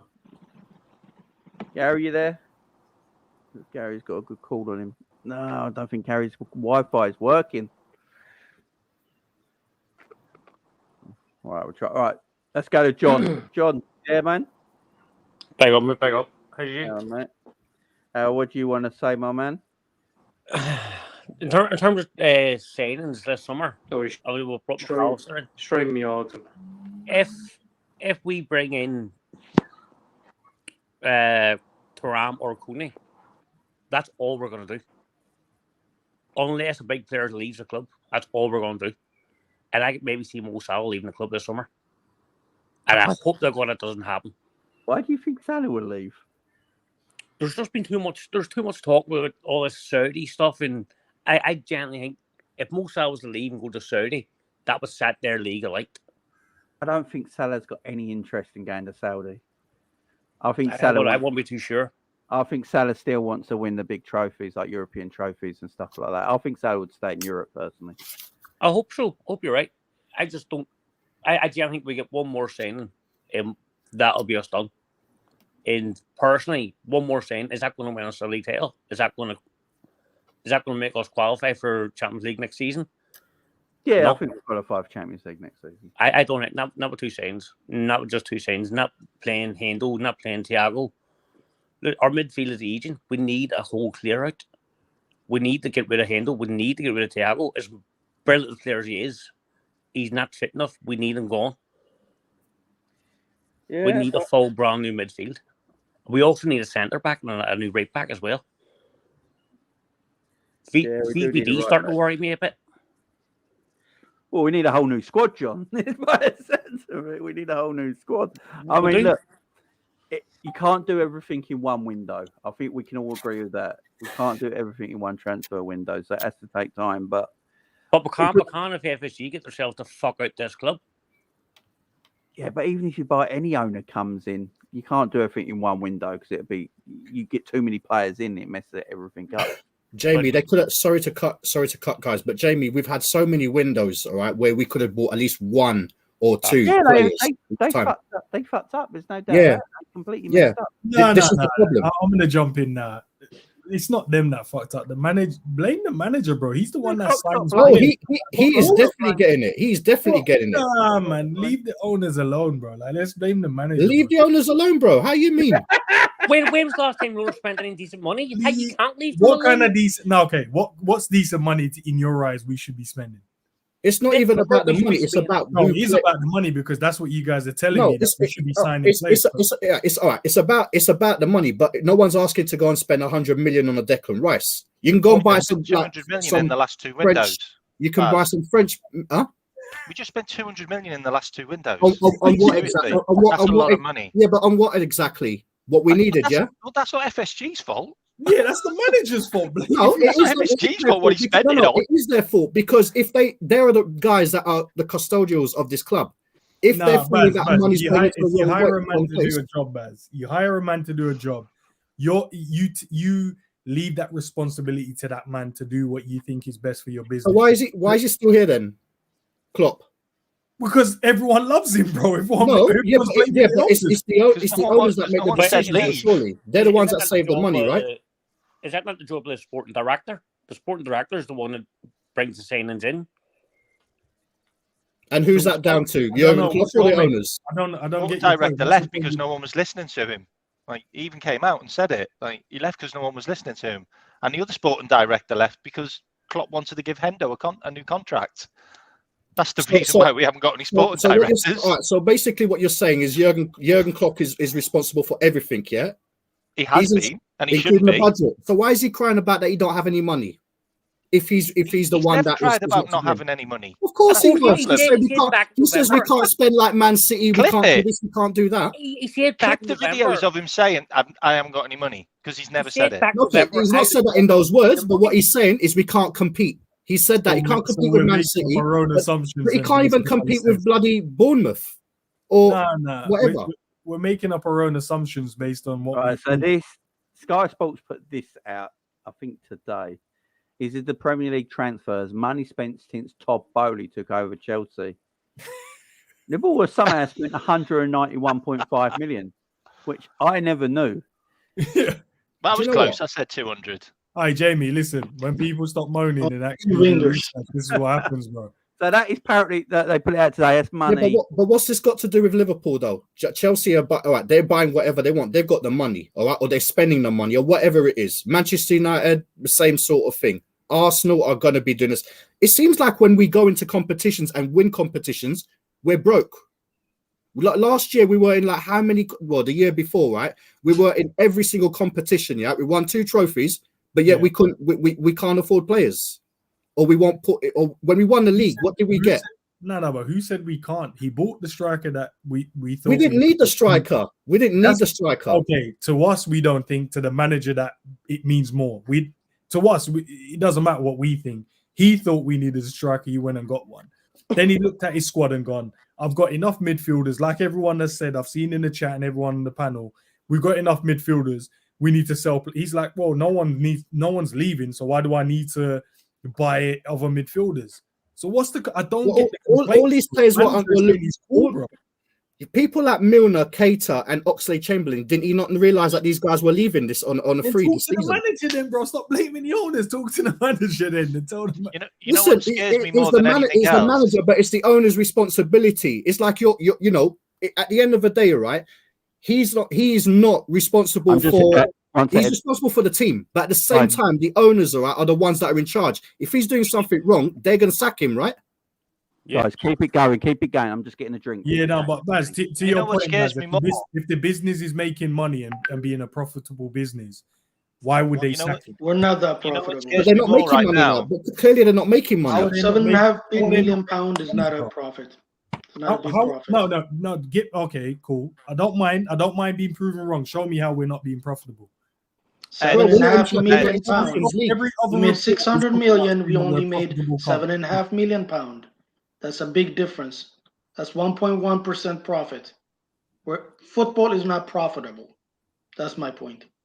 Was we profitable? That's true. Was we profitable? Yes or no? Profitable is one thing. Is it enough to buy players? Is a different thing. Okay, but if we look at the owners, I'm saying to Bazzy's point. Look, you can go into a different conversation, no problem. But to Bazzy's point, he's like, why haven't they sacked Klopp? Because he's making them money. Why would they sell someone that? Why would they sack someone that's making them money? In their point of view, from a fan point of view, they just I understand, but they just lost 60 million euros because we didn't qualify for UCL. You would think that would be a reason to sack him, but I think to a poor man, the point is they won't, because they know with him you'll be able to rebuild. Yeah. They're using Klopp as like a. He's a shield screen. Like they're using Klopp as because of his success recently, right? They're like, okay, no one's gonna focus on us, like because half our fans are FSG, and somehow they're focusing on the success. That's why they're using Klopp as like a smoke screen. That's why they're not sacking him. Like, half the fans. I understand that you would love to see that Klopp is responsible. He was responsible for last summer. Yeah, that we didn't sign players, but he's not responsible for a lot of the issues we've had with FSG. Yeah, he's not responsible for. And you know what for him basically begging for the winter of 2021. We didn't sign a defender. We should have. Listen, we should have added a defender back then, and then during the summer we should have added another player. Are you talking about 1 year out of like? Hang on. No. I'm talking about the past 5 years.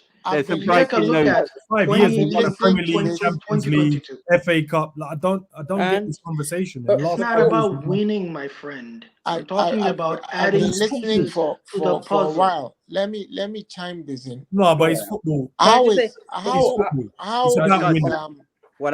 topic of discussion is: are we adding the important pieces that we would be able to challenge for the foreseeable future? And I think not just because we challenged for something last year, and because I think are we able to challenge for the next 3-4 years? Listen, with FSG probably not. Guys, I think that this problem is a weighted average of both. It's a tale of two cities, and it depending on who you are willing to back. The fulcrum is in either direction. Yeah. And because I just want to say, I don't know how Klopp explains how he spent 194 million pounds on 4 left-sided strikers when you needed midfielders. I don't know how he explains that. And I also don't know how a manager on the side of FSG, I don't know how a manager keeps asking for wheat and you keep giving him barley. He asked for rye, you give him something else. He asked for Gvardiol in January. He said no. We can't. And I think, and as well, hold on. Let me. I don't want to lose my train of thought. I'm coming. Yeah. He asked for Gvardiol in January, and you said no. We can't afford Gvardiol. We'll wait for Mickey van der Ven. He's left-sided, but he can't jump. I mean, I think that our manager himself has serious issues. He's shown serious errors of judgment. But I also don't think the owners are doing exactly what they should be doing. Because at one point, they simply just checked out and left the club more or less to Klopp to run. That was a mistake. That was when he wanted to sign Milner. That was when he did things like extend Henderson's contract. All those kind of things that he did that he shouldn't have done. At a point in time, we're talking about the midfielders and stuff that we need. 4 midfielders and a striker have left the club. And some of you don't want to add Melo. I add him because he was part of the team. Okay, yeah. Atabello was part of the team. Klopp refused to use him. He was fit from February. He refused to use him, so I added. If you have 4 midfielders have left your team, you don't buy 2. Yeah, I have a strong suspicion that we will buy 2 midfielders. I have a very strong suspicion.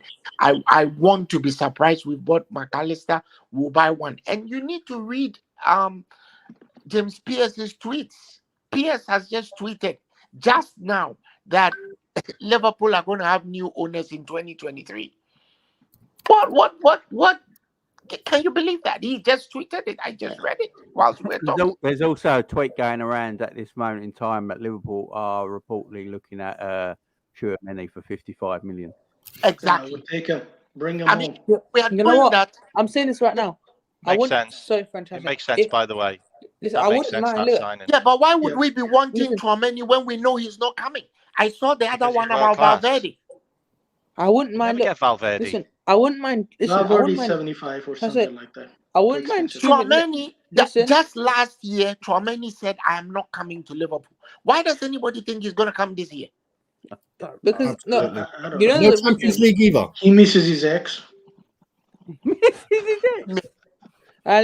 And you know what? On this FSG thing, right? I think it's FSG because let's be honest, are Thuram, Kone his targets? They obviously are, but they're probably his 5th or 6th target.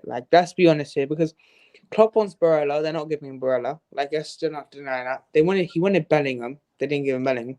So that's where I would say FSG. I think FSG is the main problem in this football club. But that doesn't mean Klopp gets, Klopp has done things which are like, why are you doing that? He's too sentimental for me. But another scenario which FSG, and we don't like this, but he wanted Milner to sign a new contract. I don't agree with it personally.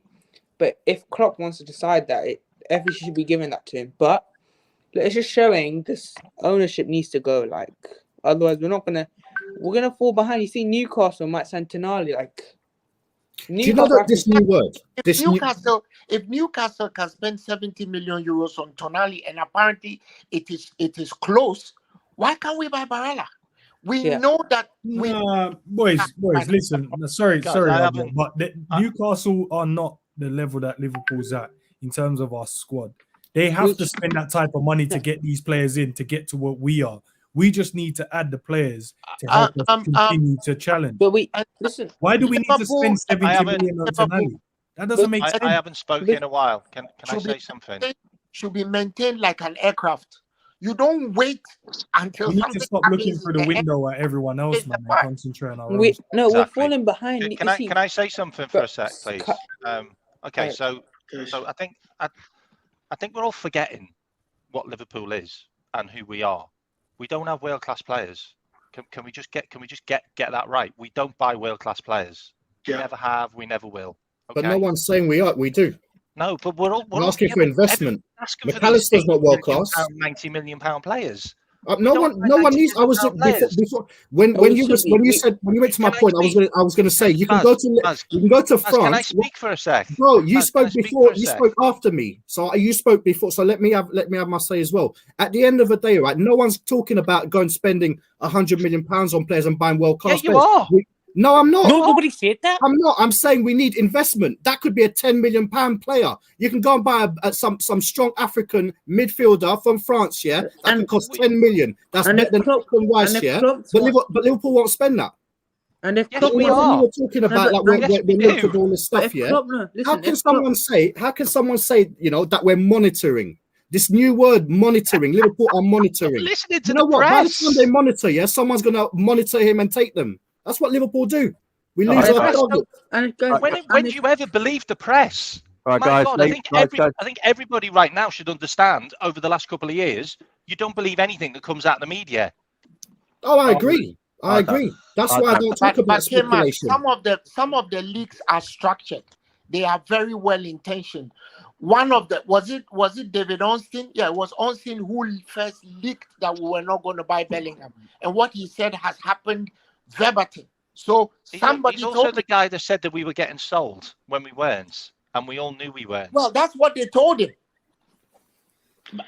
Look, notice every transfer window, Liverpool gets sold. Haven't you noticed? Every transfer window, Liverpool gets sold. Yeah. Right, well, K-Mac, one thing you have to realize is that situations change about buying or selling. K-Mac, one second. When he announced that we will be sold, United were not in the market to be sold. So my guess is FSG probably are holding on for now until United gets sold to have their own valuation. If that's not the case, then maybe they're staying. But you can't assume that Ornstein is unreliable because of one thing. We have to wait and see if they get sold or not. That's fair. Right, guys, I need to do some super chats. Got quite a few supers in. Big up honesty with the super. He says, people, one thing we can celebrate is the Premier League nightmare City. Mr. Clutch has gone to Barca. Yeah, but then they go and buy Kovacic, so they just replace quality with quality. It's just not fair, is it? I mean, it's just that's good signing that. But yeah, Gundogan was he was quality. It's no bad. Big up JD Activist. Stock action up spends hundreds of millions per player. It's true. We spent more money on individual players than City have. The competition money goes to player bonuses. It does. John W. Henry doesn't know football. We certainly don't. Big up Bajan. Keep telling you, man, FSG run a business. They look after finances and don't get involved on the football side. That's on the sporting director manager. I agree. Jamie, what have I been saying from time? GIC Group will be the new owners. NBA move for FSG in full effect. Big up Bajan. Big up to all the super chats. Thank you very much as always, guys. It's much appreciated. Look, guys, we're just going to go one at a time, okay, so we don't talk over each other because it gets a bit noisy, ain't going to lie.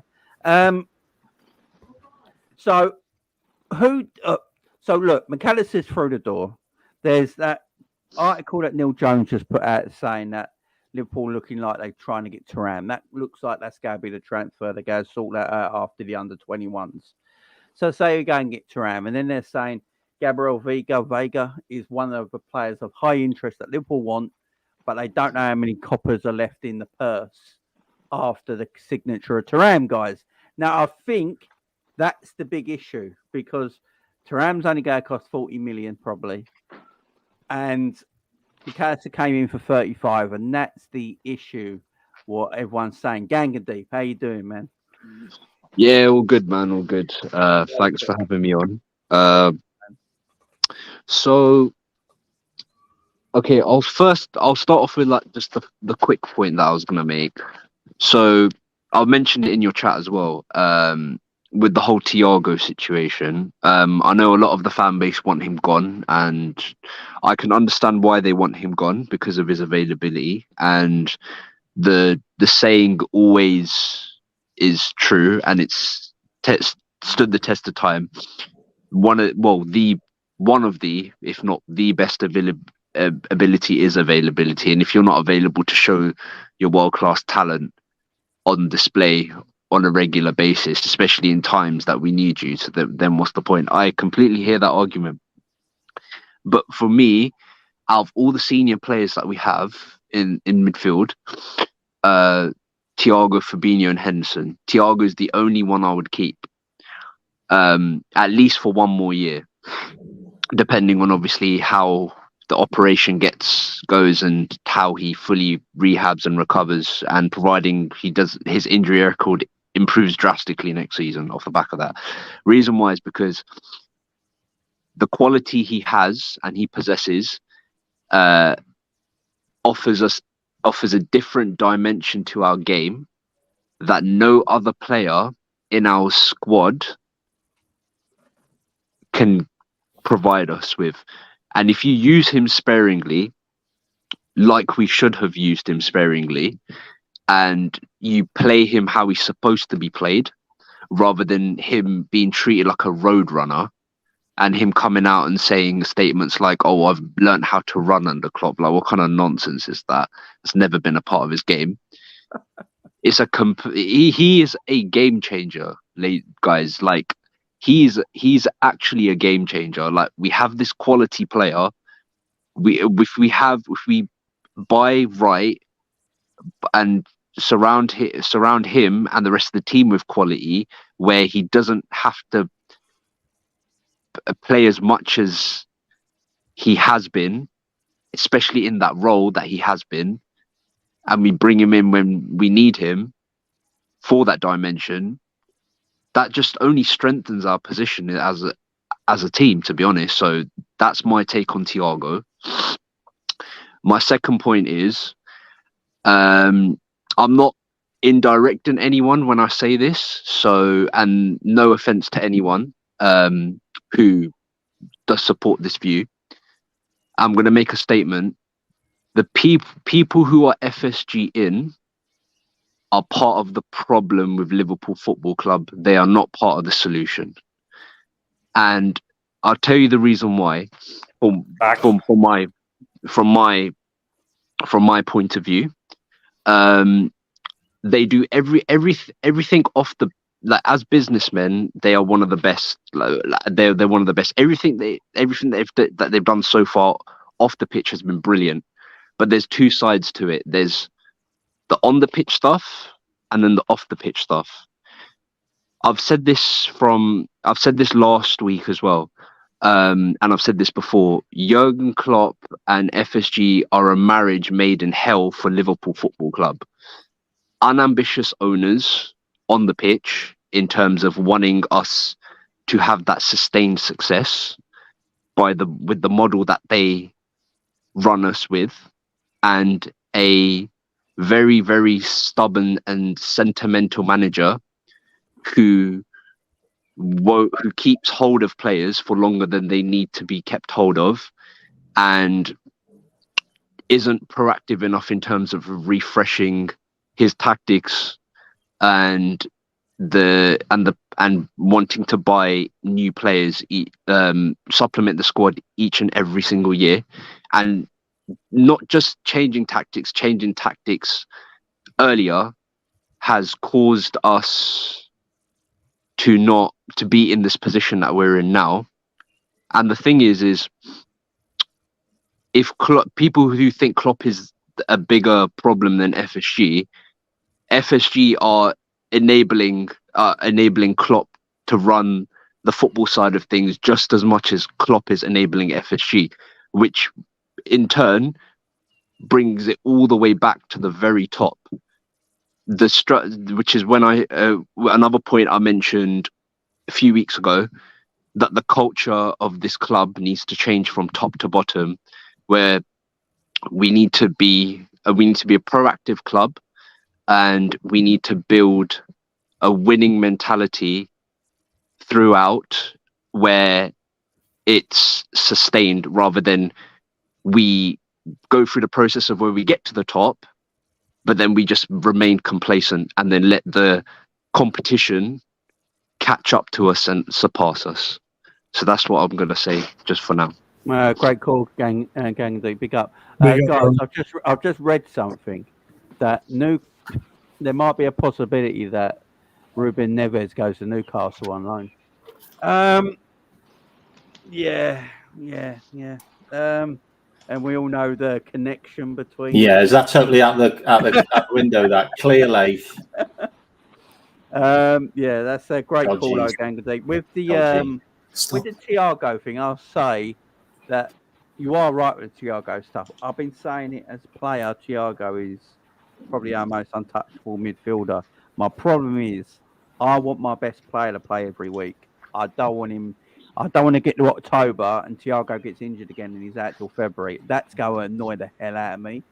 Yeah, no, I do get your point of view with that, and that's why I caveated when I said that. Like, I do understand that side of it, but for me, look, if we have the summer we're supposed to have, and we buy the midfielders who can play majority of the games, in that Klopp system, the way Klopp wants to play, but in certain games, this high press, high energetic midfield may not work because you got to realize teams have a sample size of 38 games in the Premier League alone, plus the cup games and the European games. So there's going to be teams that are going to suss you out.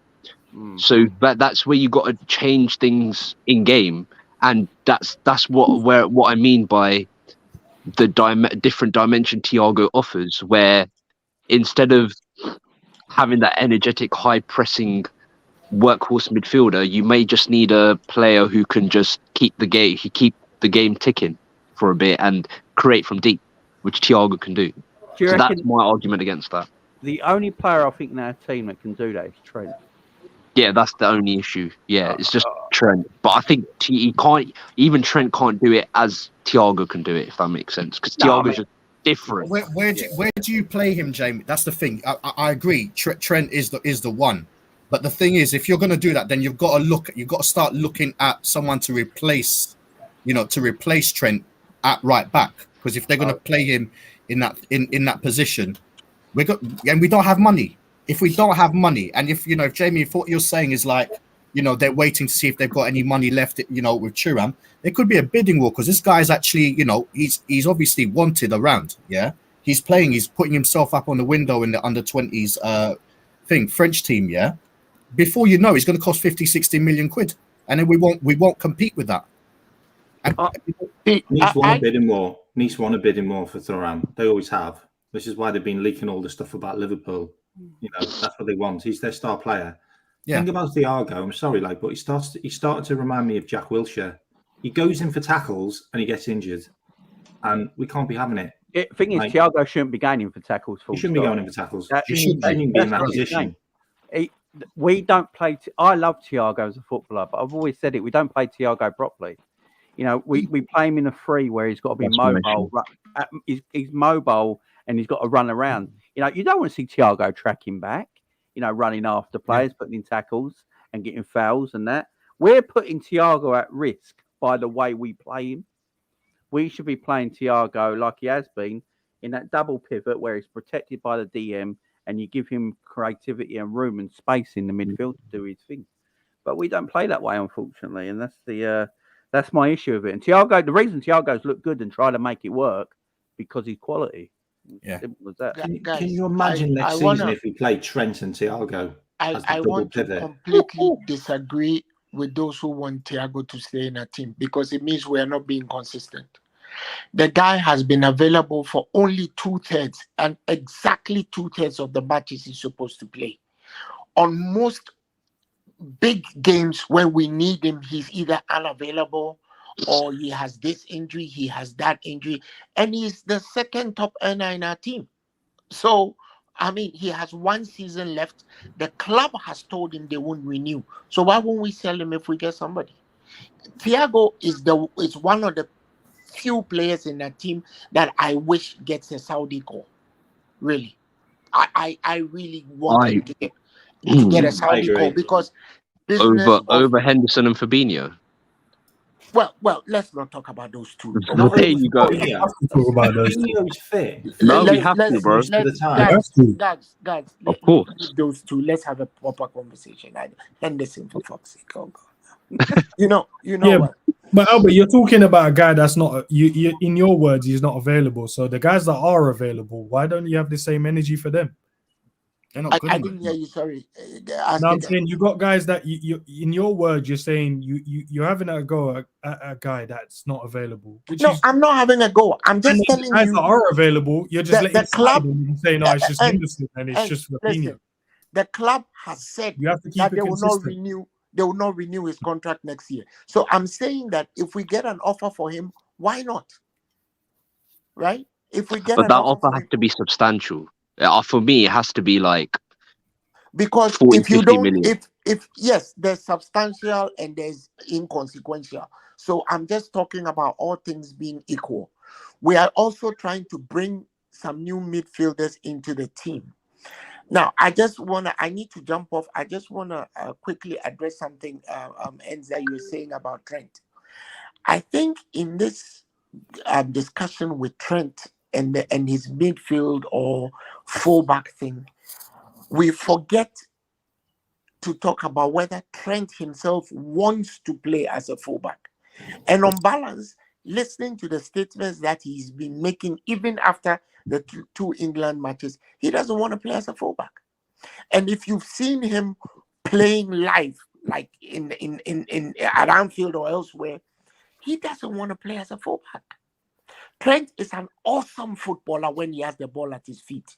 So I don't understand why there's even a debate as to shifting him to midfield and putting a fullback behind him, or putting a 3, right, and putting 4 in the middle, the box 4 in the middle, and putting 3 up front. That will mean we get a left-sided centre back, and that will mean that we do something about Robertson. Whatever the coach needs to do, that's up to him. But Trent Alexander-Arnold is an awesome footballer with the ball at his feet. The guy doesn't want to play as a fullback. Why are we putting him through that? Why are we doing that? He was a midfielder at the academy. He even said it yesterday in an interview that it's natural to him because he was a midfielder at the academy. So clearly he doesn't want to be a fullback. And his deficiencies as a defender came to the fore for most people, first of all in the Champions League final, and then subsequently his place where he plays has been targeted by opposing managers. And to quote Simon Jordan, with that in mind, why are we even sweating the technique? Let's either find a fullback to play behind him, either use Joe Gomez to play behind him, play him in a 3, like the England manager did, or you play 3 central defenders and let him play in a box 4. Another thing, the England manager has been called out a few times by Klopp about him suggesting that Trent plays as a midfielder. So now he's gotten one back at Trent. He gave him at Klopp, he's giving him the 10 jersey and asked the kid to play on the right side of midfield. So how are you going to go back and put him back as a fullback? So I think that we should just progress the debate and just let the guy go and play where he's comfortable. Albert, to your point, bro, like, I don't like how we're trying to diss Klopp because of what Southgate I'm not played saying one game before that, and Klopp played him in 12 games. So in theory, you'd say Klopp is giving him more. But Klopp didn't play him. Klopp didn't play him as a midfielder directly. He played him as or we're just looking at the tactical setup. The tactical setup he played as a double pivot, so he did play as a midfielder. No, he played him as an inverted midfielder because he still had defensive responsibilities at the back. Every other player on the pitch, everyone has defensive. No, but not at the back. Every player doesn't have a defensive responsibility as a defender. Okay, so the only way are you saying the only way it makes sense to you then is if he just has CM written on his card when he stands out on the pitch? Is that what it is? That's how I see it. But I have always see. next I have season, Trent always needs to wear wanted that to number see 8 him. jersey. In fact, I have always wanted to see him on the right side of a 3, and I was very impressed with what I saw when he played for England. I mean, that's me. I have always wanted to see that because many of us have been saying it won't work. It won't work. And I wanted to see it to see whether it will work or not. Yes, the argument has been said, oh, it's either Northern Macedonia and then it's the other team, the Malta. But you're only as good as what is put in front of you. So I think we should just move him into the midfield and get a fullback or get 3 central defenders so that you reduce the fact that every now and then he exposes the goalkeeper because our goalkeeper has a broken finger as it is already. Goodness knows when he's going to come back. And you don't we need to end it straight away next season and just give Trent the number 8 jersey and just put him in midfield. He's the only person who can wear it for me. But having said all that, be careful what you wish for because we need a right back then. Because our owners may count that as a new signing in midfield. Look, that's Trent, the thing. That we need a right back then because he's now going to be the new midfielder. Yeah, Trent's not Henderson from Monaco. Because Klopp's already said, it's come out today and it's been said that Liverpool are not interested in buying a right back this summer. So Trent's going to play that inverted role that he played at the end of last season. That's the way we're going to play. We're going to get cooked next season. That's the way. Exactly. That's the way we're going to play. So I would have preferred. Sorry, Jimmy. But we already not got our right back at the club in Conor Bradley. I generally do not think Conor Bradley gets enough respect. No. To be fair, Conor Bradley ain't even going to get a kick. All right. I think obviously they're going to put Gomez in there. Look, my views on Gomez. He's still young, but his injuries has finished him. It's finished him. And you know what? The person that could have done something is actually gone out on loan now, because I think that young Ramsey could have been something if they wanted to save money. But they need to go all out and just go out and get. They're going to get a Pavard, or they're going to get a Kyle Walker-Peters, or even flipping. I've heard Kyle Walker's recently. They need to go and get a decent midfielder and a defender, and play this guy in midfield. Yeah, I agree. I would. I'd be all right by not buying. I'd get another midfielder with McAllister now, like a Thuram. And then I'd be all right not getting a third midfielder if it was Trent who was going to be the permanent midfielder and we went and got a quality right back. I'd actually be all right with that because what Trent does in midfield, how many players you go and buy in the transfer market as good as Trent? None. There's nothing. But Jamie, 3 to do his job. The thing is, we also need to look at injuries. Our players get injured. So we need to have a deep squad. If you don't have a deep squad, you don't win competitions. We can't just go having a first 11 like Arsenal want to do. Just buy a first 11, sell Partey, let Xhaka go. And then when somebody gets injured, the whole team is exposed. So we have had 4 midfielders leave. At the very least, let's get 4 midfielders. Look, we are cheap. So we've been talking about Alan Varela. Let's get Alan Varela. I just watched another game of his. He's a good player. £10 million. You can't go wrong. Get him. Yeah, let some of the guys who went to went on loan. I've forgotten the kid who went on loan. Tyler Morton. I hear he's injured. I am sort of kind of getting used to the fact that we are cheap. Okay, it's hard for me to accept, but we are cheap. Exactly. Somehow there's some pragmatism to not buying Mudryk for £88 million. There's pragmatism to not buying Jadon Sancho for £75 million. I get that, but on the other side, if you have bought Alexis McAllister for £35 million, that's a big coup. Use the savings for other things. Don't come and tell us that you're only getting Thuram, and then after you get Thuram, you see whether you have more money to buy Gabriel Vieira. That's insulting, right? That's insulting. I agree. Right, guys, we're going to end this there. I've got a couple of super chats to read out first. Big up Jay Activist. All our targets are playing the under 21s. That is very true. Honesty, I think Klopp will get Thuram, maybe Gravenberch. and he will think I have talent in Curtis Jones and Stefan Bajcetic, and I've got Fab, Thiago as the experience. That could be true as well. Guys, I know there's a couple who want you to get on Minerals and Bear Britain audits. I will get you on next week. Come on next Wednesday, guys. I'll get you two on first, okay? Just come in next Wednesday and I'll get you two on first. No worries. Big up to everyone. Thank you very much for joining the show today. Ends, my man, right hand man. Big up to you, my friend.